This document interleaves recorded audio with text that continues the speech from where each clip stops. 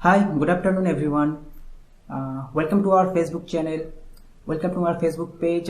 We are from the team Rpixy. So we are the team Rpixy are trying to start a new live class on our Facebook page. I'm Rajwan, and for now today I'm going to start the most important chapter of class 11 mathematics, the set theory. Okay. So what do you mean by the term set? Basically, a set is a collection. Suppose you have a collection of some pens, or you have a collection of some storybooks. But in case of mathematics, the set, not every collection is a set. A collection should be a set if it follows three properties. First one is well defined. Second one is different objects. And third one is independent of order. So, suppose you have a collection, and if the collection follows these three properties, then we can say that collection is a set in mathematics. And what do you mean by these three terms? We'll discuss one by one. Suppose if I say that collect all the students of your class which are tall. Okay, so first one is a collection of tall students, and the second one is collection of students whose height is more than 5 feet. Okay, so now you have two collections. First one is the collection of tall students of your class, and the second one is the collection of students of your class whose height is more than 5 feet. Now see the term well defined. In the first collection, you can't say directly which students will be in this collection, because there is no measurement given. For that, you can say that this student is tall. So basically, well defined means a rule. Well defined is a rule that can say you that which element or which object will be inside the collection or outside the collection. But in case of second collection, if you see collection of students whose height is more than 5 feet, now easily you can find the students whose height are more than 5 feet. Okay, so this is the rule. For that, you can say which students will be inside the class, inside the collection, or outside the collection. So this is not well defined collection, but this is a well defined collection. So well defined is a rule that can say you which objects or which element will be inside the collection or outside the collection. So this is the first thing you have to check. The second thing is different objects. Suppose you have two collections. One is 1, 2, 3, 4, 5. Okay, suppose I am taking 5 numbers. So this is a collection of 5 numbers. And another 5 number is, suppose I am taking 1, 2, 1, 3 and 5. Okay, so easily you can see the difference in between these two sets. Okay, or these two collections. There is in first collection you can see all the numbers are different. Okay, but in the second collection there are 2 1. Okay, so there is a repetition of number. And the second rule, the second property of set is saying that all the objects will be different. That means each object will be different from other object.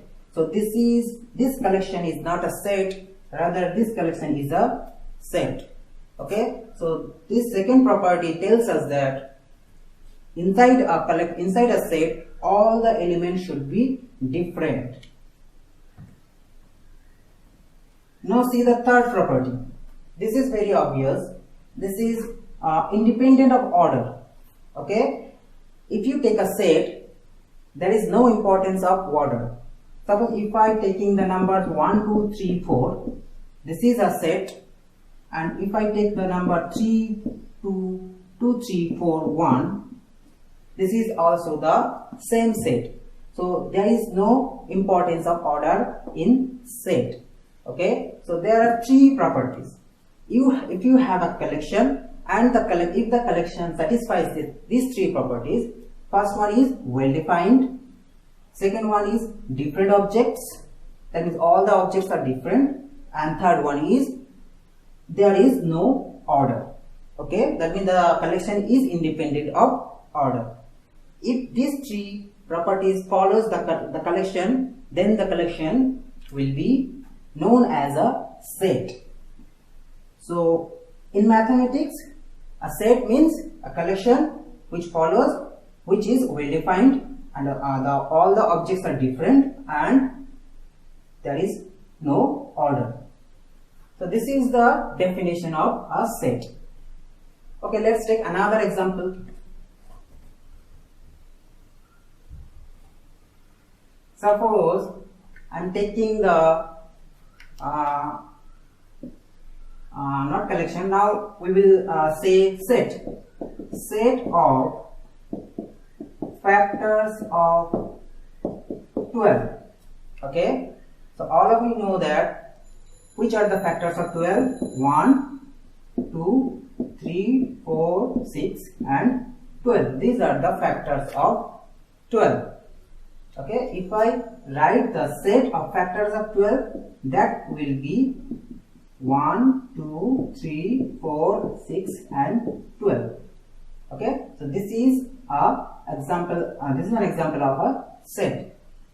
Now basically we denote capital letters to represent a set. We can say that this set is capital A, or there will be another, suppose capital B, capital C and so on.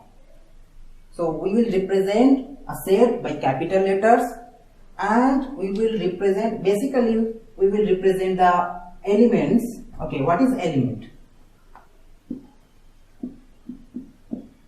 Element is nothing but it is the objects which are inside the set. So here 1 is an element, 2 is an element, 3 is an element. So individually it is an element.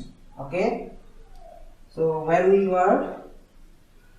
So basically we denote a small letter for element. Suppose I am taking the set of vowels. So what are the vowels? O, U. So this is the set of vowels. Understood?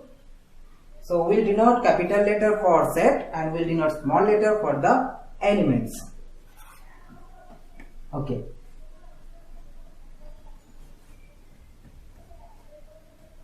Now there are some certain methods to represent a set. Basically there are two methods. One is known as roster, or it is known as tabular method. Okay, so how to represent types of representation of, this is representation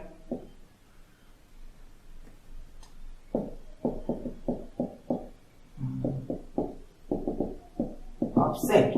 Okay, so you can represent a set in two ways, either in roster or tabular method, or there is another method which is known as set builder or property method. let's take an example of each one. So roster or tabular method we already have seen it. This is represented as, suppose there are 4 or 5 numbers, 6 numbers, using the second bracket, and there will be a comma in between 2 elements. Okay, so this is the representation which is known as roster or tabular representation. And there is another representation is set builder property or property method. In this method, a set is represented by stating all the properties which are satisfied by the elements. That means in that case there will be only properties, and which elements satisfy that properties will be inside the set. For example, we can in this way we can write x. This is known as such that x belongs to n. We know that, all of you know that n represents the natural number set. So x belongs to natural number and x is less than equals to 6. Okay, so this is another type of representation of set. This is known as property method. X such that x belongs to natural number and x is less equals to 6. Okay, now you can easily tell me which x will be inside this set. That means which natural numbers will be inside the set which are less than equals to 6. That means 1, 2, 3, 4, 5 and 6. So this is the set whose property method representation is that one. Okay, so any set you can represent in either in a roster method or in set builder or property method. Okay, let's take another example of property method. Suppose this is a set x such that x belongs to R. All of you know that R represents the real number set. So x belongs to R and x is, or directly you can write x square minus x minus suppose 2 equals to 0. Okay, so what is the example? X such that x belongs to real number and also x will satisfy this condition. That means this is a quadratic equation. You can solve this equation. You can find the roots of this equation. X square minus x minus 2 equals to 0. If you are trying to find out the root, then it will be x square minus x minus 2 equals to 0.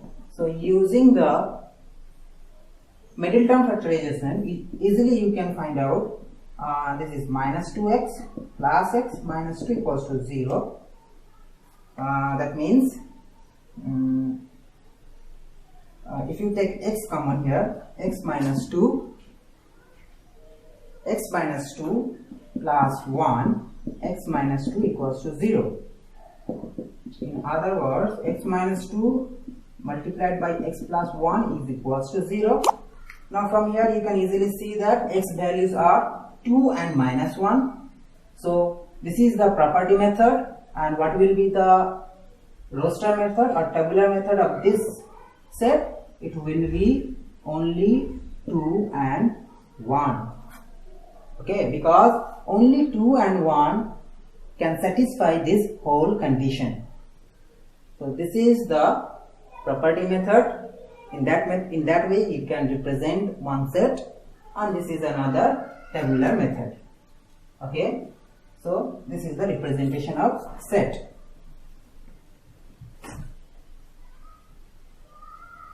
Okay, now you know the definition of set and how to represent a set. And for quick remind you, all of you know that this is known as belongs to symbol. That means if I say x belongs to capital A, that means x is an element which belongs to the set A. Suppose A is 1, 2, 3, 4. Okay, there are 4 numbers inside A. Now you can say 2 belongs to A, 3 belongs to A, and so on. 1 belongs to A and 4 also belongs to A. So this is the symbol of belongs to.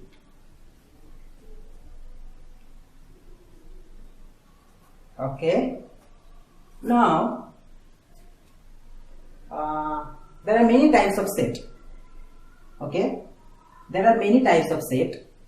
Basically, there you can divide a set into 2 ways. One is finite set and another one is infinite set. So first one is finite set and another one is infinite set. So which set is known as finite set? This is very easy. If the number of elements of a set is finite, then it is known as finite set. For example, take any finite number of sets, finite number of elements of set. Suppose I am taking A, E, I, O, U. That means again the set of vowels. This is finite set. Why? How many numbers are there? 5. How many elements are there? Only 5 elements. So you can count it. Okay. So this is a finite set. And if there is a set which has infinite number of elements, then this is known as infinite set. For example, natural number. All of you know that. What are the elements of natural number? It is starting from 1, 2, 3, 4 and so on. So this is a set which is infinite set. Okay. And in case of finite number, if you can find the total number of elements, that is known as cardinal number. In case of finite number, what is cardinal number? Cardinal number is number of elements inside a set. In that case, suppose this is a set V. Okay. So we are representing the cardinal number as small n. So cardinal number of V is how many? 5. Okay. So cardinal number of V is 5. Suppose you have a set, if you have a set of 10 numbers, then the cardinal number of that set is 10. Understood? Fine. So there are 2 types of set, finite and infinite. Now tell me, what about if a set has only one number or one element? Suppose I am writing a set A which is only one element. For example, I am taking 1. Okay. Be careful. This is a set. Okay. And suppose I am writing 1, 2, 3, 4. This is not a set. You have to put a bracket. 1, 2, 3, 4. This is a set. Okay. So if a set has only one number or one element, then the set is known as singleton set. This is a special name for a set which has only one element. So this set is known as singleton set. And if a set has no element, then that set is known as null set.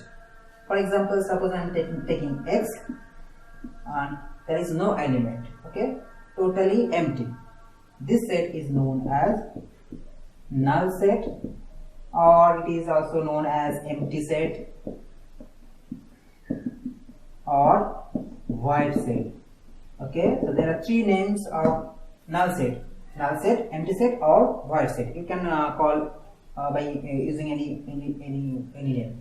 Okay, so inside a finite set there is a singleton set. That means a set which has only one element, and if a set does not have any element, that set is known as null set.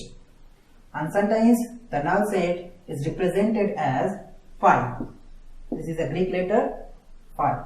Okay, so where if you see a phi, then you can understand that this is a null set. That means in that set there is no element. Okay, so this is the types of set: finite set and infinite set. So now you know what is a set. That means not every collection is a set. Particularly some collections are set. How many? There are two types of set: finite, infinite, singleton, null set, everything, and how to represent a set. Okay. So this is the basic concept of a set theory. Now take some examples.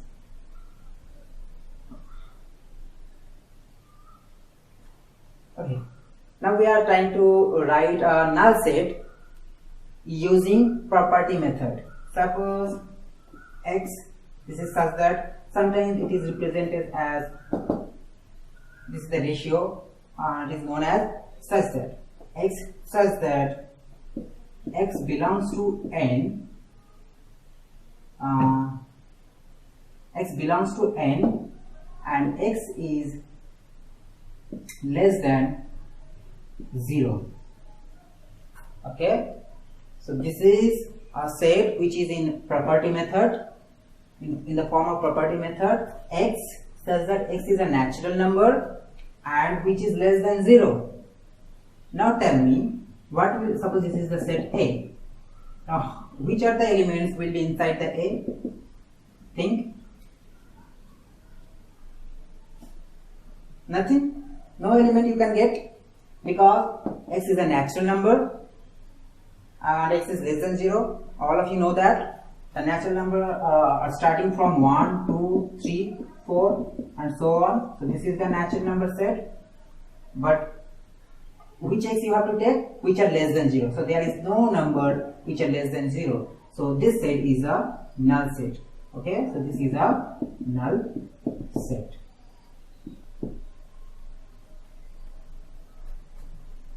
Okay.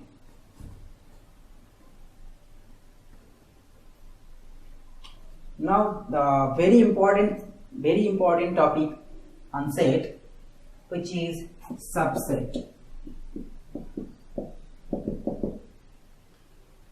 Subset. So I'm taking an example. Suppose I'm taking two sets. One is A, which are the number 1, 2, 3, 4. And another one is x, which are the number 1, 2, 3, 4, 5, 6, 7 and 8. Okay. So here you can see every element of the set A is an element of the set X. Okay. Again I am repeating it. Every element of A is an element of the set X.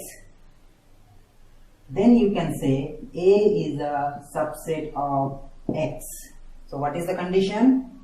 Every element of A should be an element of X. Then you can say A is a subset of X. Okay.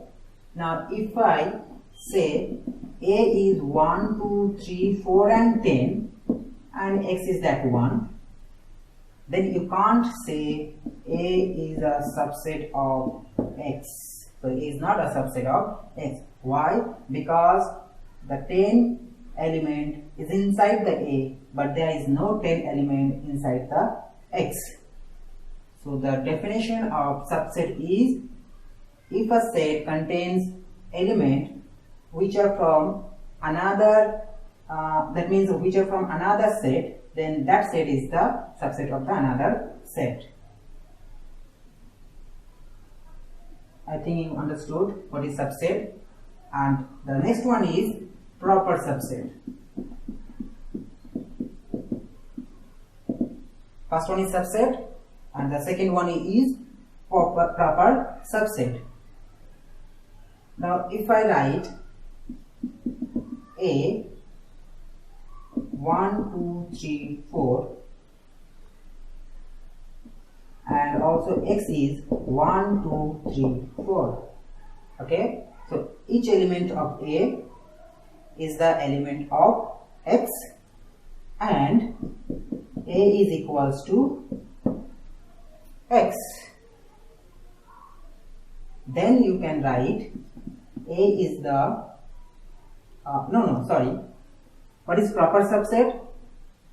If at least if A is the subset of X 3, 4, 5, okay, A is the set 1, 2, 3, 4 and X is the set 1, 2, 3, 4 and 5.